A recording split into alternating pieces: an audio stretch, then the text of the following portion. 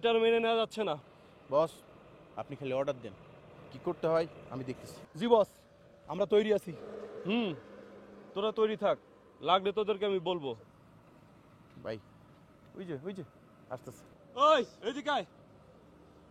অনেকে বলেন যে প্রবাস জীবনে মানুষ নাকি দুঃখ পায় না, কারণ তাদের দুঃখ দেওয়ার মতো কোনো আপনজন আশেপাশে থাকে না, আর আপনজন ছাড়া মানুষের দুঃখ ব্যাপ্তি খুবই গৌণ। তবে প্রবাস জীবনে যেটা থাকে সেটা হচ্ছে কষ্ট। প্রবাস জীবনের প্রতিটা ক্ষণ তাকে কষ্টের মধ্যে দিয়ে যেতে হয়। অর্থ উপার্জন কিংবা ডিগ্রি অর্জন, সব অর্জনের জন্যই তাকে প্রচণ্ড কষ্ট করতে হয়।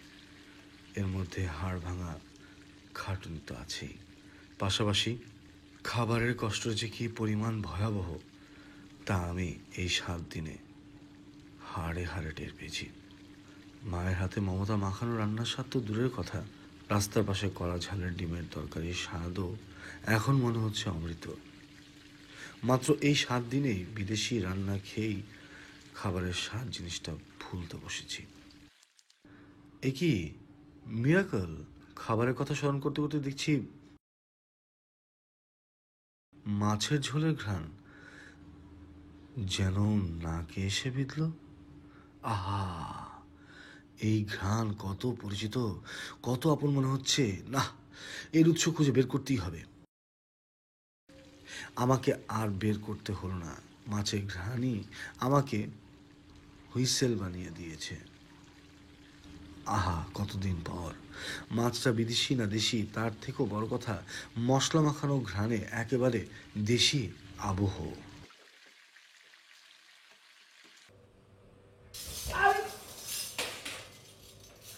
লাজবাব, চমৎকার, সে কি ঘ্রাণ! মানে এত মজার মাছের গন্ধ বুঝবে না Bangla. Anyways, hi, I am Joy Mahmud.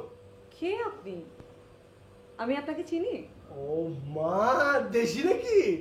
না না, আপনাকে আমি চিনি, আপনার পরিচয় দেওয়া লাগবে না, জানি আপনাকে আমি।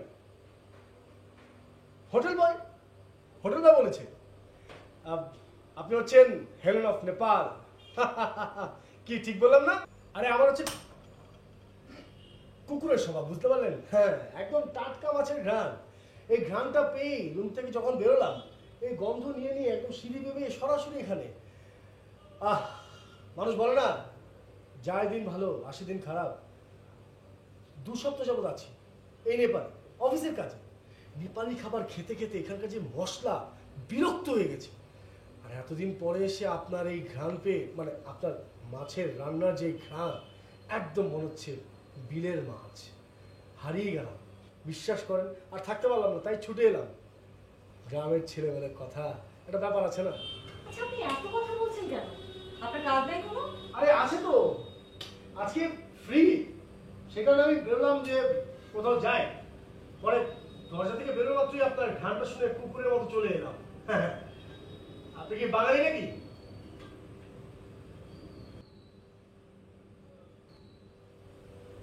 কি মনে হচ্ছে? মঙ্গোলিয়ান। মজা করলাম, মানে গরিবের ছেলে তো, মজা করার অভ্যাসটা যায়নি। আচ্ছা, ভালো কথা, আমি কি একটা ফিশ ফ্রাই পেতে পারি? টাকা দিয়ে দিব। আমি টাকা ছাড়া কোনো কিছু খাচ্ছি না। যদি আপনি চান, আপনাকে আমি হেল্পও করতে পারি। মানে কুচি কুচি করে পেঁয়াজ কেটে দিতে পারি, খুব চমৎকারভাবে আমি পেঁয়াজ কাটতে পারি। হ্যাঁ, মানে চোখে আমার কোনো পানিও আসে না। I can be a good cook two.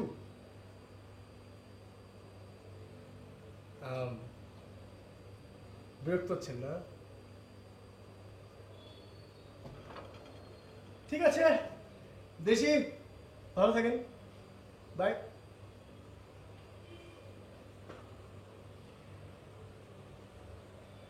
অবশেষে হোটেলের বয়কে ফুসলিয়ে হুইসেল সুন্দরীর নামটি সংগ্রহ করলাম, ঠুটস্থ করলাম। হেলেন খান। এরপরই আমাকে অবাক করে দিলেন হেলেন। আমার টেবিলে মাছের তরকারি, হেলেনের নিজ হাতে রান্না করা। আহ, কি স্বাদ! Fish? Yes, madam. I didn't order any fish. Madam. Madam? Yes. 7 দিন নয়, মনে হলো যেন অনন্তকাল পর দেশি মাছের ঝোলের স্বাদ। পেল জিহবা। হুইসেল মিস কিংবা মিসেস হ্যারেনকে কিছুটা রাগচটা মনে হলেও এখন কিন্তু তাকে আমার যথেষ্ট মানবিক সম্পন্ন মনে হচ্ছে। বাঙালি বলে কথা, মানবিকতা তো আমাদের চরিত্রেরই অংশ। কোনো কথাই হবে না, এরপরে তো কোনো কথা হতেই পারে না। মানে অসম্ভব। মানে আপনি যা করেছেন এরপর কোনো কথাই হতে পারে না। ওকে, থ্যাংক ইউ সো মাচ। না না, থ্যাঙ্কস তো আপনি বলতেই পারেন না। মানে এই থ্যাঙ্কস, বসুন না প্লিজ, আর প্লিজ বসুন না। মানে এই থ্যাঙ্কসটা কেবলমাত্র আমার মুখেই সাজে, কারণ হচ্ছে আপনি যে উপকার বললে আসলে ছোট্ট হয়ে যায়। আপনি যে দয়াটা করেছেন আমার প্রতি, সেজন্য তো আপনাকে আমি থ্যাঙ্কস বলতে এসেছি। ওকে, হয়েছে না? না হয়নি। এবার রাস্তা মাপেন, যান যান, রাস্তা মাপেন। আমার পিছু পিছু নেবেন। এই যে ঘুর ঘুর স্বভাব আমার একদম পছন্দ না। পেট চিনেন? পেট পেট পেট মানে কুত্তা, কুত্তা আছে না, সরি ডগ, মানে কুকুর, ময়না, টিয়া, পেট পছন্দ আপনার? কি বলতে চাচ্ছেন আপনি? আপনি যদি চান তাহলে আপনি আমাকে পেট হিসেবে রাখতে পারেন আপনার। I be a very sweet pet, trust me. মানে এদিক ওদিক কোথাও করার ইচ্ছা না আমার, একদম নেই। মানে আমার অভ্যেসটাও নেই। আর আপনি যদি চান মাঝে মধ্যে আপনার ঘাটটাও একটু মটকে দিতে পারি। কি? সিরিয়াসলি, মানে এবার বলি আপনাকে আসল কথা হচ্ছে কি, আমাকে আরও 2 সপ্তাহ এখানে থাকতে হবে। সো মাঝে মধ্যে যদি আপনার এরকম মাছ ভাজা পেয়ে যায় না, চমৎকার হবে। দেখেন, আমি আর কথা বাড়াতে চাচ্ছি না। আমিও চাই না, আমার একদম পছন্দ না। যারা বেশি কথা বলে তাদের সাথে কথা বলতেই চাই না। না দেখুন, আমি আসলে যারা বেশি কথা বলে তাদেরকে একটু এড়িয়েই চলি। মানে তাদের সাথে আমার খুব একটা কথা বলতে ইচ্ছা হয় না। মানে আপনি কথা কম বলেন তো, তাই আপনাকে আসলে এড়ানো যাচ্ছে না। সুন্দর, হ্যাঁ, মানে আপনার হাত, মানে যেই হাতে এরকম মাছ ভাজা হতে পারে সেই হাত তো চমৎকার হাত, জাদু আছে সেই হাতে। চিরদিনই তুমি যে আমার, আমি তোমারই, লা লা লা লা, মাছে ভাজা খেতে পারি।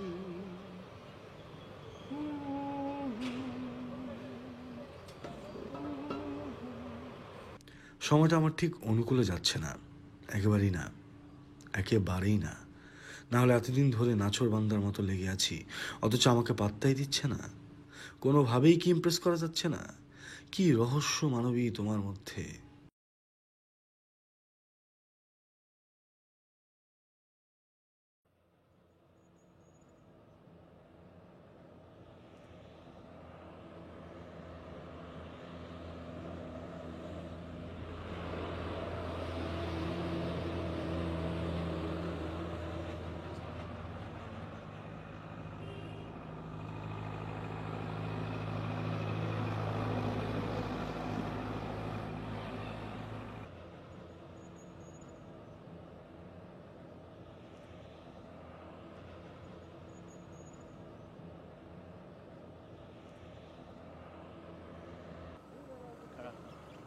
আরে শহীদ ভাই, আপনি এখানে? আর তুই যেখানে থাকবি আমি সেখানে থাকবো। তুই তো গাড়ি কেন করছেন? আপনার সাথে তো আমার সেই সম্পর্ক না। এই দিমু নাকি বস কোন? আরে থাক, দরকার কোন নেই, আপনি? হাতাহাতি করার দরকার নেই। এটা বহুত বার বাড়ছে তোর। এই চুপ করেন ভাই, আমরা একটু কথা বলি। এই কি চুপ করবো? কি চুপ এই। করবো? আজের কথা বাদ দিয়ে টাকা কবে দিবি সেটা বল। বহুত বার বাড়ছে আই, একদম। আই, ছাড়েন, ছাড়েন বলছি। কি হয়েছে? কি হচ্ছেটা কি এখানে? এটা কেডা? আরে গার্লফ্রেন্ড নাকি? জুম্মাই এখনো 7 দিন হয় নাই আর এর মধ্যে গার্লফ্রেন্ড জুটাই ফেলছো? আরে কি সমস্যা কি? আচ্ছা, আপনি এখান থেকে চলে যান প্লিজ। আমি আমি কেন চলে যাব? ওরা তো আপনাকে। আরে আমার পূর্ব পরিচিত একটা ঝামেলা আছে, আপনি চলে যান না। দেখেন, আপনি যদি চান আমি কিন্তু এখনই পুলিশ কল করতে পারি, কোনো অসুবিধা নাই। করেন, পুলিশে কল করেন। 2 দিন পরে তো আমরাই ওরে থানায় দিব। আপনার টাকা আমি দিয়ে দিব। আমি বলেছি একটা ঝামেলা হয়েছে, তাই সময় নিচ্ছি। 2 দিনের মধ্যে টাকা না পাইলে ওই চল।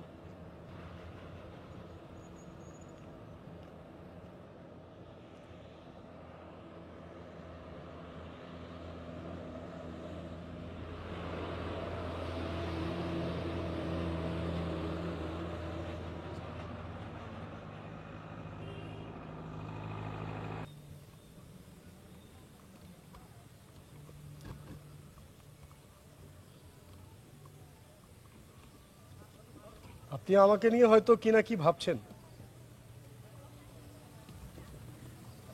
মানুষকে নিয়ে ভাবাভাবির মতো সময় আমার নাই। এটা ভালো, তবে আপনি যেন আমাকে ভুল না বুঝেন তাই কিছু কথা বলতে চাই। বলবো? আচ্ছা বলুন। আসলে উনি আমার কাছে কিছু টাকা পাবেন, আর টাকার অ্যামাউন্টটা ছোট না, বেশ বড়ই। এত টাকা কেন নিতে গিয়েছেন? একটা বিশেষ প্রয়োজনে। অবশ্য টাকাটা আমি ম্যানেজ করে এখানে নিয়ে আসছিলাম, কিন্তু এয়ারপোর্ট থেকে আমার টাকার ব্যাগটাই মিসিং। তাহলে জানি না, আপাতত অফিস থেকে লোন নিয়ে খরচ চালাচ্ছি। তার সাথে কথা হয়েছে, আমি সময় চেয়েছি, কিন্তু উনি কোনোভাবে মানতে চাচ্ছেন না। এটি হচ্ছে সমস্যা। আপনি যেন কোথায় কাজ করেন? এনজিওতে। আমি কি কিছু করতে পারি? আপনি আমার কথা শুনছেন, এটি আমার জন্য যথেষ্ট। আমি চোর, বাটপার, প্রতারক নই, এটাই বলার ছিল আপনাকে। আমাকে বলে লাভ? লাভ ক্ষতির হিসেব করে আমি কখনো কোনো কিছু করিনি, আজও সেটার ব্যতিক্রম হবে না। শুধুমাত্র এই কারণে বলা যে আপনি যেন আমাকে ভুল না বোঝেন।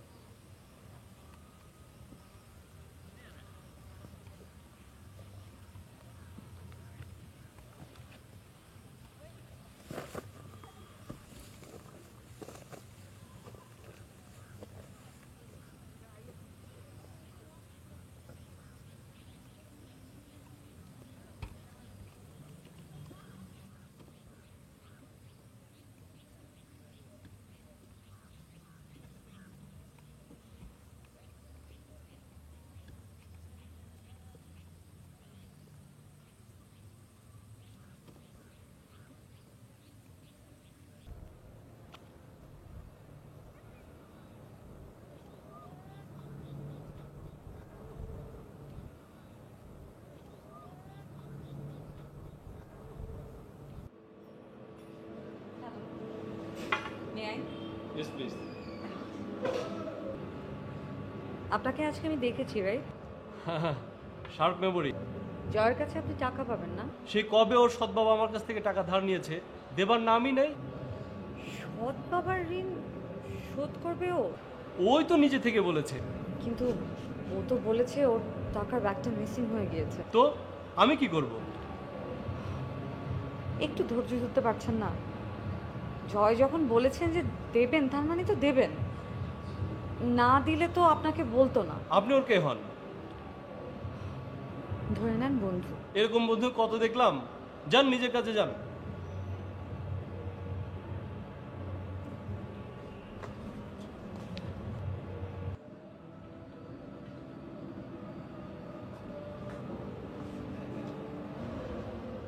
হাই। আরে হাই। কাল ফিশ ফ্রাই বানাচ্ছি। ও রিয়েলি? ওই লোকটার সাথে আমার দেখা হয়েছিল। কোন লোকটা? ওই যে আপনাকে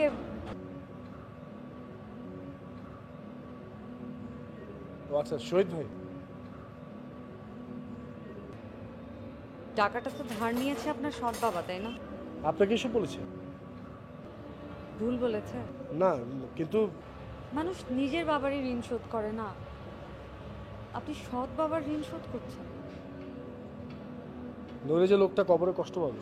আপনি এখন কষ্ট পাচ্ছেন না? আগেও পেয়েছি। সে কি আমাকে কষ্ট দিয়েছে? আমি তাকে কষ্ট দিতে চাই না। আচ্ছা, আমি যদি আপনাকে হেল্প করি তাহলে? আমি কারো দানে চলতে চাই না।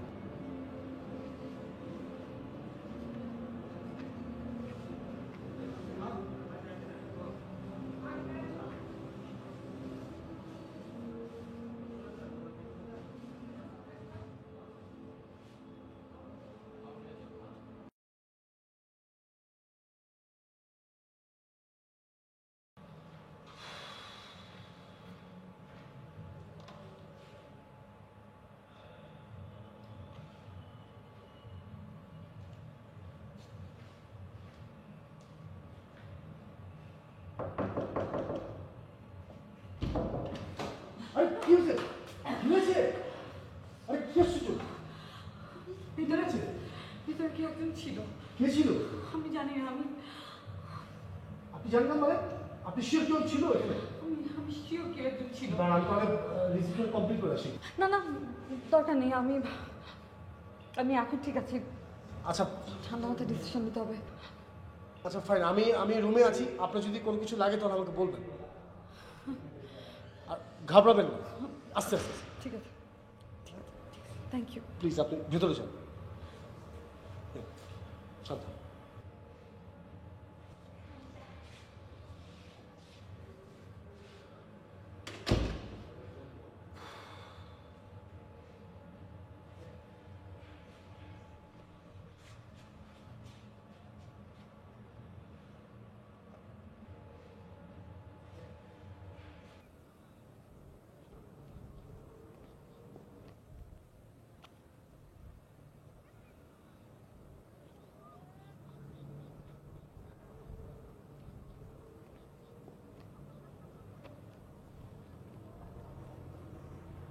আর ভয় পাননি তো? না,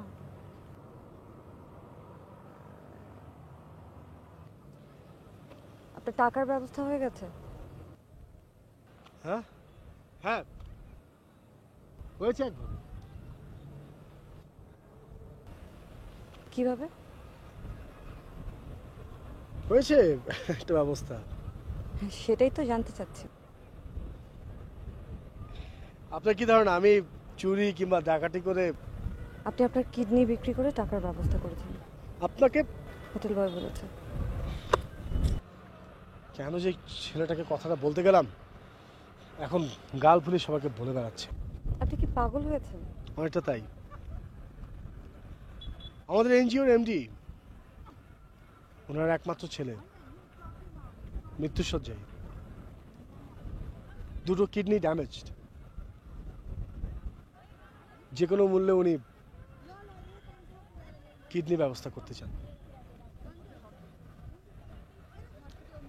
ডাক্তারের সাথে কথা হয়েছে, আমার দুটো কিডনি ভালো, দুটো কিডনিতে আমি কি করবো বলুন? একটা হলেই তো চলে যাবে, চাইলেই তো আর কারো কিডনি নেওয়া যায় না, অনেক পরীক্ষা নিরীক্ষা করতে হয়। আমি অবশ্য এখান থেকেই আমার রিপোর্টগুলো পাঠিয়ে দিয়েছিলাম, তারপর উনি আসলে টাকার ব্যবস্থাটা করলেন। কি বলবো বুঝতে পারছি না। আপনি অহৈতুক চিন্তা করছেন, আমার কিচ্ছু হবে না।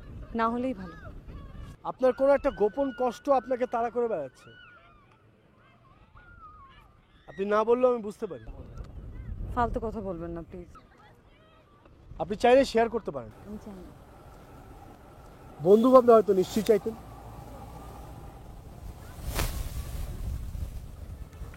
শুধু ভাবি দেখেই কথা বলছি। সত্যিই ভাবেন? আপনি আমার বন্ধু হতে পারেন, তবে এর চেয়ে বেশি কিছু না। যতটুকু জানি আপনি সিঙ্গেল, দেখতেও সুন্দর, তাই কাউকে না কাউকে তো আপনার বিয়ে করতেই হতো। এই শখ শেষ। মানে আপনার কি আগে কোনো রিলেশন অথবা ম্যারিচুয়াল কোনো লাইফ আছে? করেছি। ওকে, তাহলে আপনার হাজবেন্ড?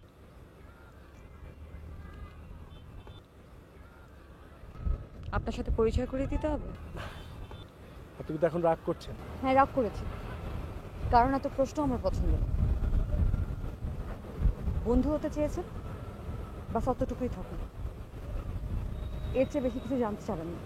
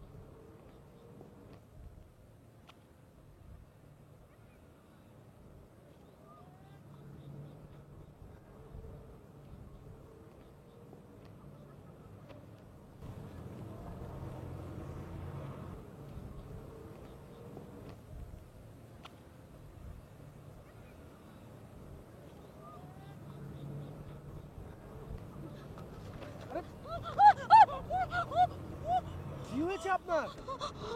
আপনি এরকম এরকম করছেন কেন? Please calm down. এটা আমি। আপনি আপনি না ওই দিকটায় ছিলেন? হ্যাঁ, ওদিকটা ছিল, আমি শর্টকাট রাস্তা দিয়ে দিকে চলে এসেছি। আপনি কাঁদছেন কেন? রিল্যাক্স, আমি আছি এখানে। কেউ আমাকে ফলো করছে, কেউ কেউ কেউ আমাকে ফলো করছে। আরে কই কই কেউ তো নেই। আমি আমি আচ্ছা please calm down, please please, আমি এখানে আছি, এখানে কেউ নেই, আশেপাশে কেউই নেই।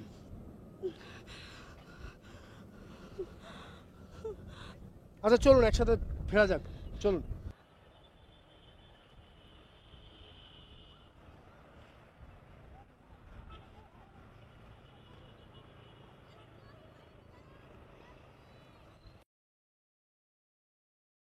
একটু আগে একটা লোক এসে আমাকে এটা দিয়ে গেল।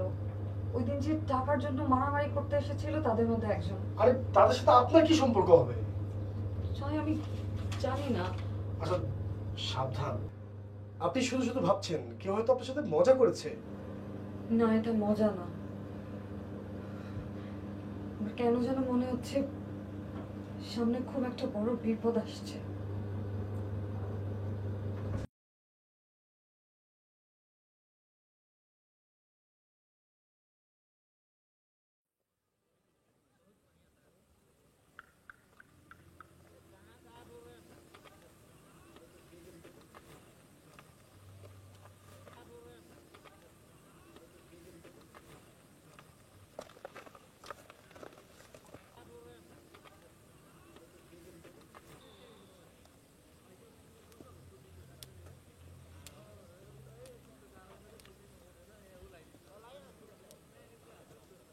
আপনার কি কোনো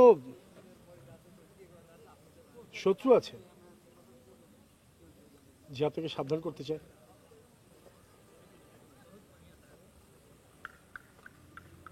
আপনি আমাকে একবার জিজ্ঞেস করেছিলেন না আপনার হাজবেন্ড কোথায়?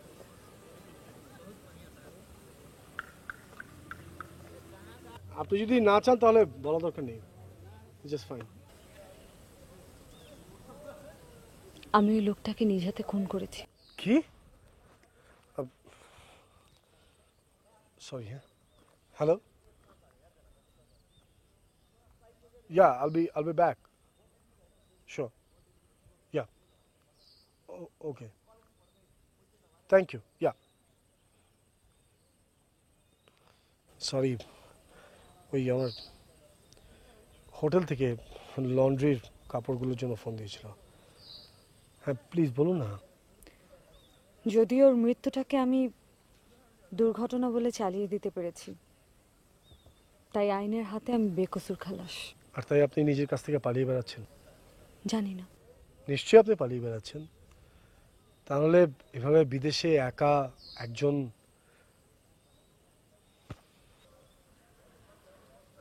শুধু এতটুকু বলতে পারি, খুব শান্তিতে আছি।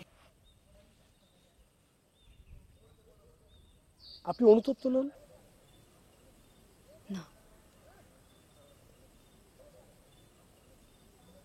না, আমি কেন অনুতপ্ত হব? মানে এমন কি প্রয়োজন হঠাৎ করে পড়ে গেল যে আপনার হাজবেন্ডকে আপনার খুন করতে হলো? প্রয়োজনে করিনি, ওর বিচার প্রকৃতি করেছে।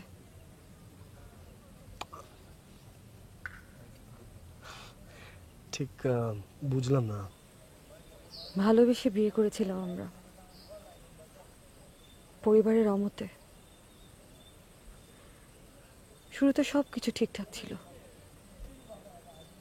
তারপর ধীরে ধীরে ওর আচরণ পাল্টে যেতে শুরু করলো। আমাদের খুব ঝগড়া হতো,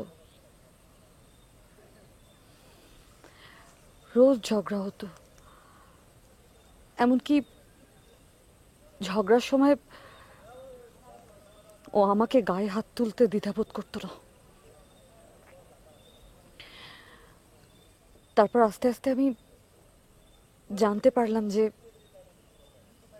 একটা মেয়ের সাথে ও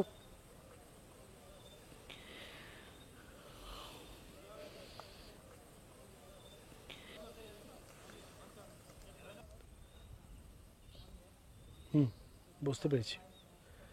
আপনি তো তাকে ছেড়েও দিতে পারতেন। খুন করার কি দরকার ছিল? আর আমি তো ওকে খুন করতে চাইনি। সেদিন আমাদের ঝগড়াই হচ্ছিল। ঝগড়ার এক পর্যায়ে ও আমার গলা টিপে ধরেছিল। তারপর আমি আমার শরীরের সমস্ত শক্তি দিয়ে ওকে একটা ধাক্কা মেরে দিলাম। কিন্তু সঙ্গে সঙ্গে ও খাটের কর্নারে মাথা লেগে ভয়াবহ রক্তক্ষরণ হলো। Spot death.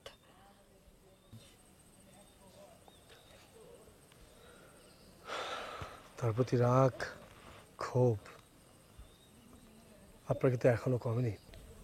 হ্যাঁ, কিন্তু আমি একটা কাজ করেছি খুব ঠান্ডা মাথায়, খুনির মতো। ওর লাশটাকে আমি টেনে টেনে বাথরুমে নিয়ে গিয়েছিলাম। তারপর রক্তগুলো মুছে আমি ঘটনাকে এমনভাবে সাজালাম যে ও ওখান থেকে পড়ে গিয়েছে। তারপর মায়া কান্না জুড়ে দিলাম আশপাশ থেকে।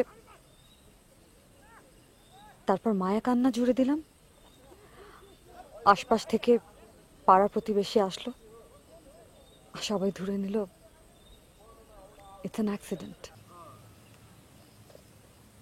আমার শত্রু ছিল একমাত্র ওই,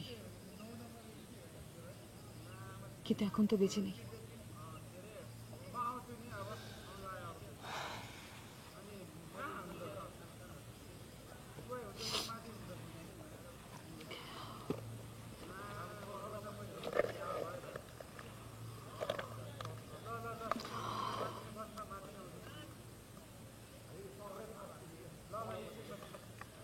জায়গাটা বেশ চমৎকার। একটা ছবি তুলে দিবেন নাকি আমাকে? একটা ছবি তুলে দিবেন?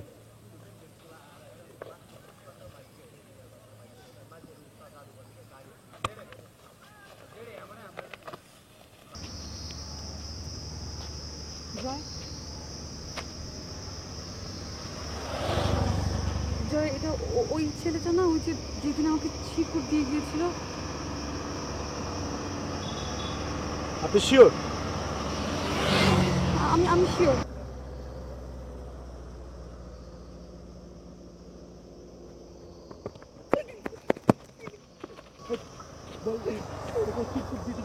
ভাই আমি জানি না ভাই, আমি জানি না, আমি তোকে ভাই আমাকে টাকা দিস, আমি তাই দিস ভাই, আমি জানি না ভাই, আমাকে তাই দে ভাই, ভাই আমি জানি না ভাই, কে টাকা দিতে বলছে? আমি তাকে চিনি না ভাই। আপনি সত্যি সত্যি বলেন তো চিরকুটটা কে দিয়েছে? আমি জানি না আপা, আমাকে টাকা দিছে, আমি তাই করছি আপা। জানিস না তুই? সেটা বলেন। আমি তাকে চিনি না আপা। মর তো। আরে জয়, আরে জয়, মারছো কেন ওকে? আপনি চলে যান এখান থেকে, আপনি চলে যান। ওকে আমি ওকে জয়, জয় প্লিজ। আরে জয়, ছাড়ো ছাড়ো ওকে, ছাড়ো ছাড়ো ওকে। জয় প্লিজ। এই কি করেছিস তুই? আমি বলছি, ও আমাকে কালকে একটা চিরকুট দিয়েছে। ওই চিরকুটের মধ্যে একটা হুমকি ছিল। আচ্ছা বুঝেছি বুঝেছি, ওকে মাফ করে দেন। কিসের মাপ? ওকে বলতে হবে এই চিটকুট কে দিয়েছিল, তাহলে তোকে আমি। ঠিক আছে, আচ্ছা চলো চলো প্লিজ।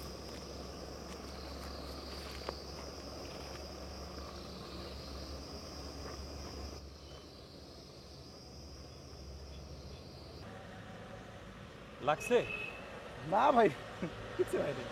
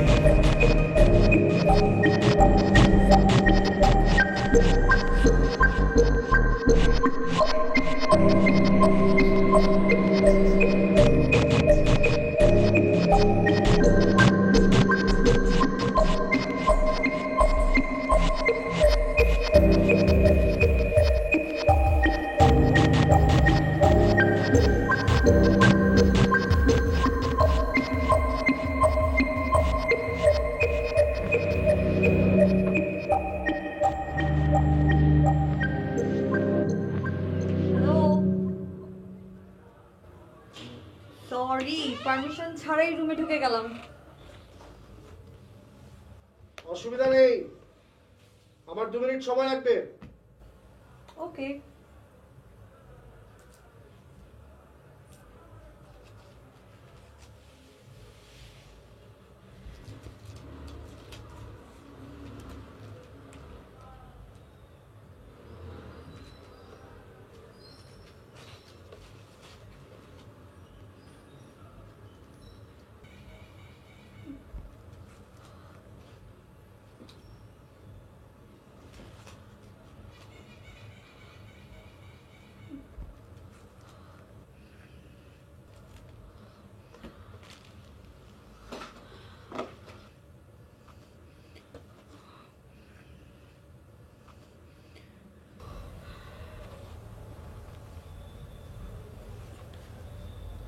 আমি বাইরে আছি,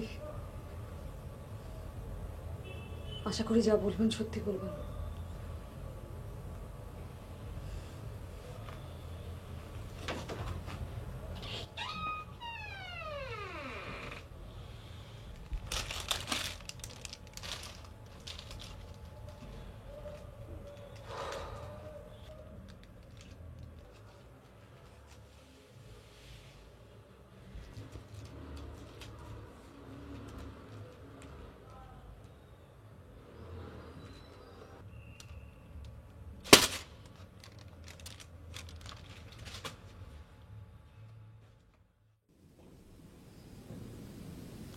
কে তুমি?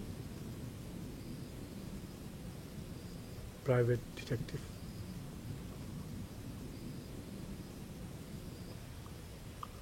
তার মানে তোমার সৎ বাবা, টাকা ধার নেওয়া, কিডনি বিক্রি করা সবকিছু মিথ্যা নাটক। এমনকি তোমার কাছে যে চিরকুট পাঠানো হয়েছে তোমাকে ভয় দেখানোর জন্য, শহীদ সাহেব, এরা সবাই আমার পরিকল্পনা অনুযায়ী কাজ করেছে। কেন করতে গেলেন এরকম?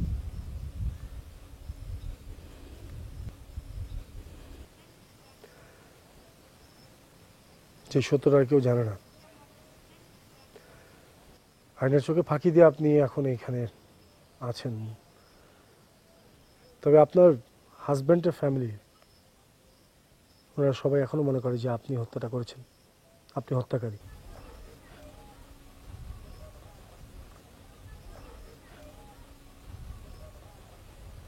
আপনাকে তারা অ্যাসাইন করেছে? জি।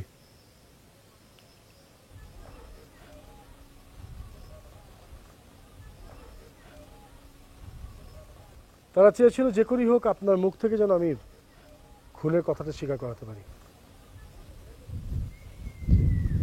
আমি যে খুন করেছি সেটা তো আমি আপনাকে বলেই দিয়েছি। আপনি নিশ্চয়ই সে সমস্ত কথা রেকর্ড করে রেখেছেন। হ্যাঁ, আমার কাছে সব প্রমাণই আছে।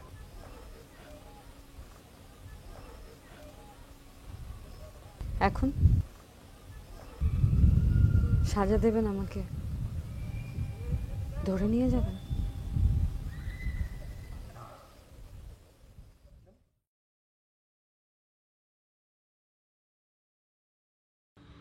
পুরো নাম নোমান বিন শাহিদ, সংক্ষেপে ডিটেকটিভ শাহিদ। একটি private detective company, investigation officer. গোয়েন্দাদের বিভিন্ন নাম, বিভিন্ন চরিত্রে অভিনয় করতে হয়। জুয়েল মাহমুদ নামটি আমার ঠিক তেমন একটি ছদ্মনাম, ছদ্ম চরিত্র। জুয়েল মাহমুদ হিসাবে আমার অভিনয় নিশ্চয়ই খারাপ ছিল না। তা না হলে যেদিন পাওনাদারের কাছে মার খাওয়ার অভিনয় করেছিলাম সেটা নিশ্চয়ই হেলেন বিশ্বাস করতো না। একটি জুৎসই অভিনয়ই প্রয়োজন ছিল তার কাছাকাছি যাবার জন্য। পাওনাদারের টাকা না দিতে পেরে আমার যে অসহায়ত্ব, যে গ্লানি, এটাই হেলেনকে ইমোশনালি টাচ করেছে। সময়ের সাথে সাথে আমি হেলেনের খুব আস্থাভাজন হয়ে উঠি। প্রায় প্রতিদিনই আমরা একসঙ্গে ঘুরি, নির্জন কাশবন কিংবা পাহাড়ের আশেপাশে পাদদেশে বসে আমরা গল্প করি। গল্পে গল্পে আমি জেনে ফেলি হেলেনের সম্পূর্ণভাবে প্রফেশনাল থেকে আমরা আজ কাজ করে গেছি। এই যেমন সন্দেহভাজন আসামিকে চিরকুট পাঠানো, আমার টিম মেম্বার যখন তার রুমে ঢুকে সব তছনছ করে ফেলে তাকে ফলো করে, 24 ঘন্টা মিসেস হেলেন খানের থাকতে হয়েছে আমাদের নজরবন্দির মধ্যে, তখন তার মধ্যে আতঙ্ক তৈরি হয়, সে সশস্ত্র হয়ে পড়ে। আর ঠিক সেই মুহূর্তে তাকে সাপোর্ট দিই, বন্ধুত্ব হয় আমাদের। নিঃশ্বাসের সাথে সাথে সেই আতঙ্কের লহরী টের পাওয়া যায়, আমিও পেয়েছিলাম। আর তাই সম্পূর্ণ পেশাদারভাবে আমি ও আমার টিম আমাদের মিশন সাকসেস করলাম। তবে একটি কথা থাক নাই বলি, কারণ পেশাদার হিসেবে আমাদের মনে কোনো দুর্বলতা থাকতে নেই। মিস হেলেনের বিচার, পরবর্তী জীবন দুটোর জন্যই শুভকামনা।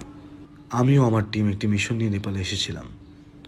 আজ আমাদের মিশন কমপ্লিট হলো, উন্মোচিত হলো একটি হত্যা রহস্য।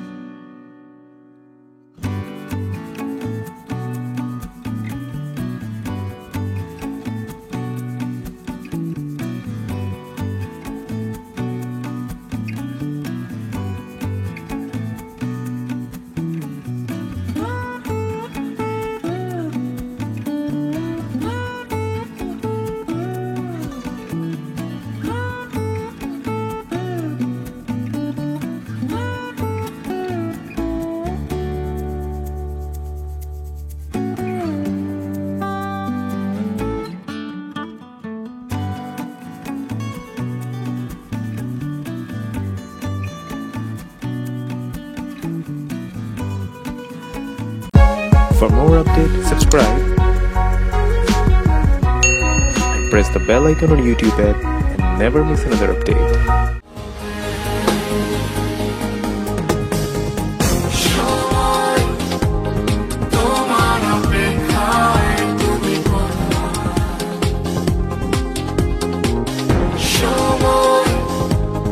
তোমার অপেক্ষায়